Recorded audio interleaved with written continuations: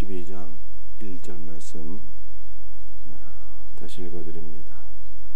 여호와께서 나단을 다윗에게 보내시니 그가 다윗에게 가서 그에게 이르되 한 성읍에 두 사람이 있는데 한 사람은 부하고 한 사람은 가난하니 범죄한 다윗에게 하나님께서 선지자 나단을 보내셨습니다. 다윗의 범죄는 우리가 이미 어제 살펴보았죠. 우리아의 아내 밧세바를 빼앗고 그의 남편 우리아를 전쟁터 최일선에 보내어서 죽였으니 간음죄와 살인죄를 범한 것입니다. 이 큰 죄를 범한 다윗에게 하나님은 바로 심판의 천사를 보내지 아니하시고 선지자 나단을 보내셔서 책망하셨으니 이것은 하나님의 놀라운 은혜와 사랑이 아닐 수가 없습니다. 그러므로 우리는 하나님께서 우리에게 주시는 모든 말씀은 어떠한 말씀으로 여겨야 되는 것입니까? 그 말씀이 어떠한 말씀입니다. 사랑의 말씀, 은혜의 말씀, 생명의 말씀으로 여겨야 되는 것입니다.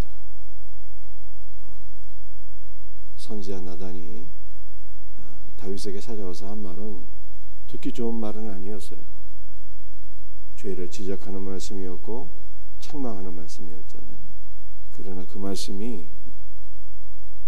하나님께서 다윗을 사랑하셔서 그로 하여금 돌이키게 하시기 위한 사랑과 은혜의 말씀이었다라고 하는 것을 깨닫고 우리는 모든 말씀을 은혜의 말씀, 사랑의 말씀, 생명의 말씀으로 여겨야 되는 것입니다.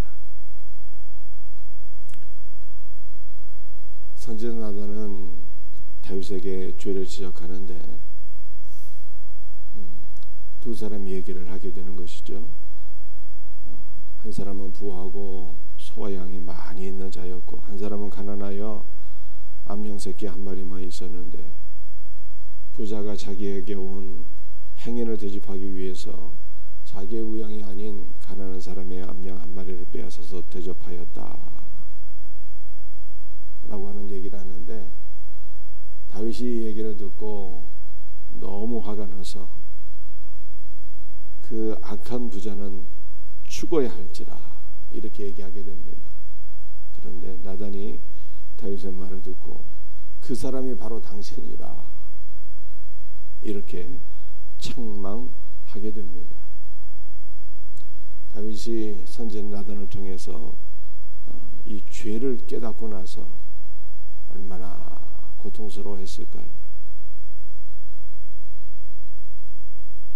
다윗이 이 죄를 범하고 간음죄와 살인죄를 범하고 시간이 어느 정도 흘렀을까요? 적어도 10개월은 흘렀어요. 왜냐하면 밧세바를 만나고 나서 동침하고 난 이후에 아기가 태어나지 않습니까? 그리고 그 아기가 죽게 돼요. 그러니까 아기가 임신하는 기간 태어나고 병들고 죽고 적어도 10개월은 지난 시점이죠. 그때 선지자 나단이 다윗에게 와서 죄를 책망한 거예요. 다윗이 자신의 죄를 깨닫고 나서 하나님 앞에 시편에서 기도하는데 무엇을 기도합니까? 그의 간절한 기도는요, 주여 내게 구원의 즐거움을 회복시켜 주옵소서 라고 하는 것이었습니다. 그러니까 다윗이 죄를 지을 때는 잠깐 좋았을지 모르겠습니다. 그러나 10개월 동안 다윗의 마음은 어땠을까요? 다윗의 마음은 결코 기쁨과 즐거움이 있지를 못했어요. 그는 구원의 즐거움, 기쁨을 다 상실하게 되었습니다. 그의 마음은 지옥이었다는 지옥. 그래서 그가 나단의 말씀을 듣고 하나님 앞에 회개할 때 주여 내게 구원의 즐거움을 회복시켜 주옵소서라고 기도한 것입니다. 여러분들 죄는 어떤 것일까요? 죄는 하나님과 우리 사이를 가로막아서 하나님과 우리 사이의 관계를 단절시킨다라고 말씀하고 있어요. 하나님과의 교제가 지속적으로 이루어지게 될 때 우리 안에 주님께서 주시는 은혜와 기쁨과 사랑과 즐거움이 충만하게 넘치게 되는데, 하나님과의 관계가 단절되니 이것이 바로 지옥이었다는 거예요. 그러므로 여러분들, 우리는 어떠한 삶을 살아야 되는 것입니까? 우리의 죄를 반드시 해결하고 하나님과의 교제가 회복될 때 은혜와 생명과 기쁨과 즐거움이 충만하니 날마다 그리스도를 구하고 그리스도와 연합되어지고 그리스도께서 주시는 은혜와 기쁨이 우리 안에 충만하게 넘치기를 주의 이름으로 축복합니다. 여러분들, 이 나단의 말씀에서 나온 이 비유를 다시 한번 잠깐 생각해 볼까요? 두 사람이 있는데 하나는 부한 사람이요 하나는 가난한 사람이었습니다. 부자는 우양이 많고 가난한 사람은 암양새끼 한 마리만 있었는데 행인이 찾아왔다 하잖아요. 행인. 여러분들, 그 행인이 누구일까요? 그 행인은 바로 우리 안에 있는 악한 생각, 정욕, 탐심, 이러한 것입니다. 여러분, 이러한 정욕이, 이러한 악한 생각들이 우리 안에 잠깐 찾아왔다가 스쳐 지나갈 수가 있어요. 그러면은 이것이 이제 죄가 되는 것은 아니겠죠. 어떤 사람이 이런 말을 했습니다. 우리 머리 위로 참새가 날아가는 것을 어찌 막을 수가 있겠느냐. 그러나 참새가 내 머리 위에 둥지 트는 것은 막을 수 있다. 악한 생각에 나를 잠깐 스쳐 지나가는 것은요, 이것은 우리가 어찌할 수 없는 영역이고 죄라고 할 수가 없어요. 그런 악한 생각이 우리에게 찾아와서 우리의 마음을 녹화합니다. 물 한 그릇 주세요. 지나가는 행인이 녹화한 거예요. 물 한 그릇 주고 그 행인이 우리에게서 떠나가게 되면요, 무슨 문제가 되겠습니까? 그런데 지나가는 행인을 마음의 문을 열고 영접하고 이렇게 하게 되면 손님이 되는 것이죠. 그런데 그 손님이 장기간 거주하게 되면요, 그 손님이 주인 행세를 하게 되는 것입니다. 그러니까 우리 안에 있는 악한 생각이 잠시 지나가면은 문제가 없는데, 그 악한 생각이 내 안에 들어와서 터잡고 주인 행세하고 하게 되면 이것이 죄가 된다는 거예요. 죄가. 그러므로 사랑하는 성도들이요, 여러분 안에는 누가 주인 노릇을 하고 있습니까? 내가 주인 노릇하게 되면요, 이게 내 삶을 내가 주장하고 내 고집대로 사는 것이니 이것도 죄가 되는 것이고, 행인이 들어와서 손님 행사를 하다가 주인 노릇까지 해버리게 되면 이 행인은 악한 생각, 우리 안에 있는 탐심, 정욕, 이 원수 마귀가 되는 것이니, 원수 마귀가 주는 모든 악한 생각들이 내 안에 들어와서 주인 노릇하고 나를 지배하게 되면요, 이게 내가 죄인이 되는 거예요. 죄를 범하지 않을 수가 없는 것입니다. 여러분에게는 누가 주인이십니까? 여러분들, 우리의 삶의 주인이 되는 분은요, 오직 예수 그리스도 한 분이어야 되는 것입니다. 내가 주인 돼서도 안 되고 행인이 주인 돼서도 안 되고, 오직 예수 그리스도를 주인 삼아서 주님의 통치를 받고 살게 될 때 주님의 통치는 선하고 아름다운 통치라. 그분의 통치는 우리를 살리고 우리의 삶을 회복시켜 주시고 우리의 삶을 아름답고 거룩하고 주님 앞에 쓰임받게 하시는 통치가 되는 것입니다. 늘 주님의 통치를 받으며 살아갈 수 있는 우리 복된 성도들이 다 될 수 있기를 예수님의 이름으로 축복합니다.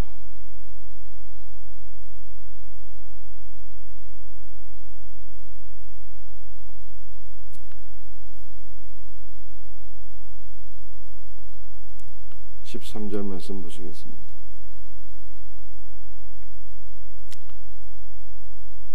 다윗이 나단에게 이르되 내가 여호와께 죄를 범하였노라 하매 나단이 다윗에게 말하되 여호와께서도 당신의 죄를 사하셨으니 당신이 죽지 아니하려니와.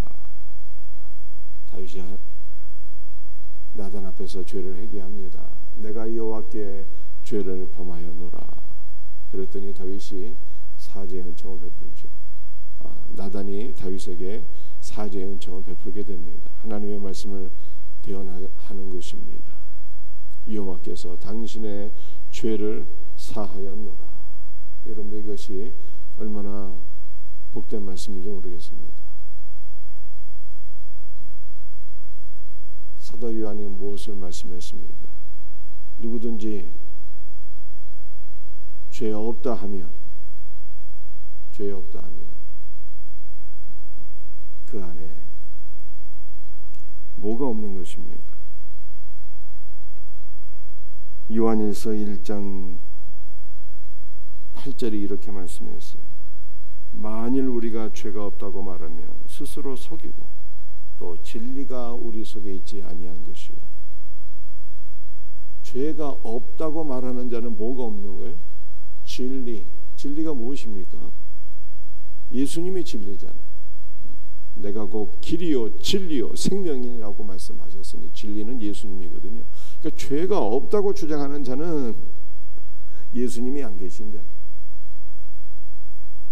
여러분들 제가 보니까 신앙생활하기 참 힘들고 어려운 분이 계시더라고요. 어떤 분이 신앙생활하기가 어려울까요? 자신의 죄를 깨닫지 못하시는 분들이 있어요. 이런 분들은 주로 어떤 분들인가 하면은 법 없이도 살 수 있다고 하는 분들이, 착한 분들, 의로운 분들, 선하게 사시는 분들이, 법 없어도 살 수 있다고 하시는 분들이, 일평생 이렇게 착하고 거룩하게 살았는데 내가 왜 죄인이냐? 모든 사람은 죄인이라고 성경이 말씀하고 있는데 의인은 없나니 하나도 없도다라고 말씀하고 있는데 당신은 죄인입니다 하게 되면요 반발하게 되는 것이죠.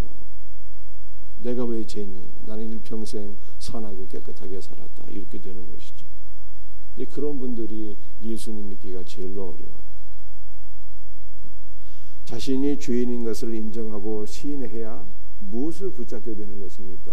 예수님의 십자가를 붙잡고 주님을 의지하고 주여 나는 죄인이로소이다 나를 긍휼히 여겨 주옵소서 이렇게 고백하며 신앙생활이 시작되는 것인데 주님의 은혜 십자가의 은혜를 경험하게 되는 것인데 죄 없다고 하니까 주님의 은혜가 임할 수가 없는 거예요. 누구든지 죄 없다 하면 진리가 그 속에 없다고 하잖아요. 예수님이 없는 거예요. 여러분들 복 있는 사람은 어떤 사람일까요? 자신의 죄를 고백하는 사람입니다. 만일 우리가 우리 죄를 자백하면 그는 미쁘시고 의로우사 우리 죄를 사하시며 우리를 모든 불의에서 깨끗하게 하실 것이에요. 자기의 죄를 자백하는 자에게는 주님께서 깨끗하게 하시는, 정결하게 하시는 은혜를 받게 된다. 무엇으로 정결하게 되는 것입니까? 예수님의 십자가 보혈이 우리를 정결하게 하잖아요.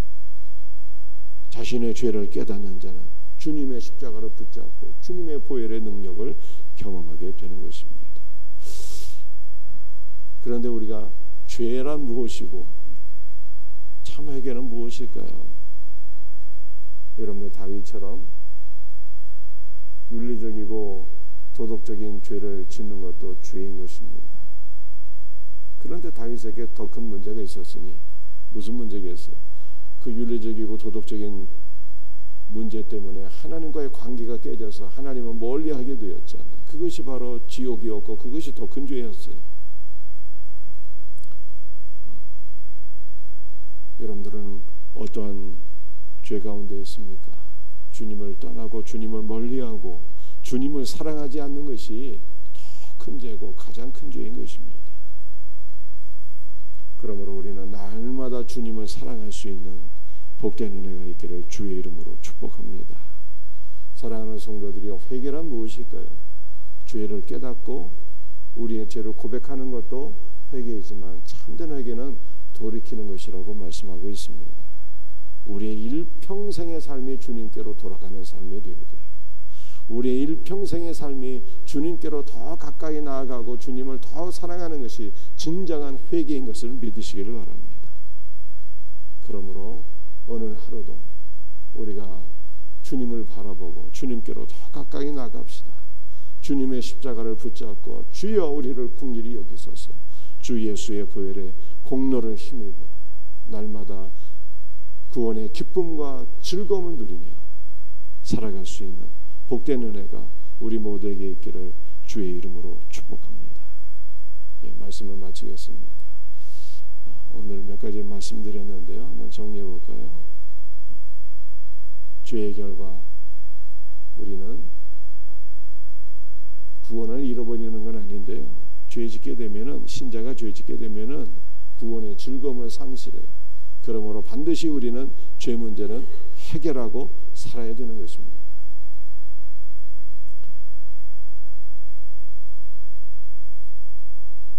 여러분들, 우리의 삶에 누가 주인이 되어야 되겠습니까? 내가 주인 돼서도 안 되고 악한 생각이 주인 돼서도 안 되고 오직 예수님만이 주인 되어야 돼요. 여러분들, 우리는 내가 하나님 앞에 말씀으로 죄인인 것을 깨닫고 고백하는 것이 정말로 복된 은혜인 것입니다. 내가 죄인됨을 깨닫지 못하면 예수님의 십자가를 경험할 수가 없어요. 죄인된 것을 깨닫고 고백하는 자, 십자가의 은혜를 경험합니다. 이 놀라운 은혜가 우리 모두에게 있기를 주의 이름으로 축복합니다. 기도합시다. 아버지 하나님, 감사합니다. 오늘도 주신 말씀을 붙잡고 간절히 기도합니다. 주여, 다윗은 범죄하여서 구원의 즐거움을 잃어버린 것을 성경이 말씀하고 있습니다. 우리도 죄 때문에 혹시 구원의 기쁨과 즐거움을 잃어버리고 사는 자는 아닙니까? 주여, 우리 안에 구원의 즐거움이 회복될 수 있는 복된 은혜가 있기를 간절히 기도합니다. 주 예수여, 우리 안에 주인이 누구입니까? 내가 주인 되어 살고 있지는 않습니까? 악한 행인이 주인 되어 나를 지배하고 있지는 않습니까?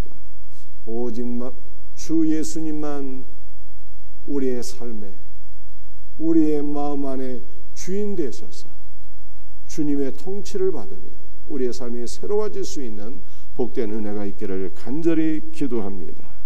주 예수여, 늘 우리가 죄인됨을 깨닫고 주 예수의 십자가를 붙잡고 나아가게 하소서. 오늘도 이 새벽에 십자가의 볼로 우리를 덮어주옵소서. 성령으로 충만하게 하소서.